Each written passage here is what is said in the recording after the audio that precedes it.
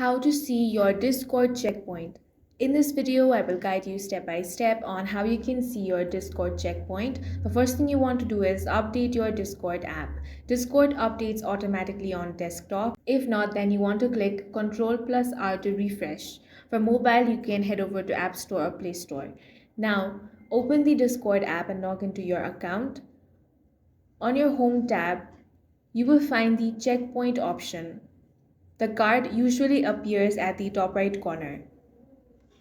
Here you will simply find the checkpoint banner. Go ahead and select that. Discord sometimes hides the banner depending on region or rollout. For that, you can simply head over to discord.com/checkpoint.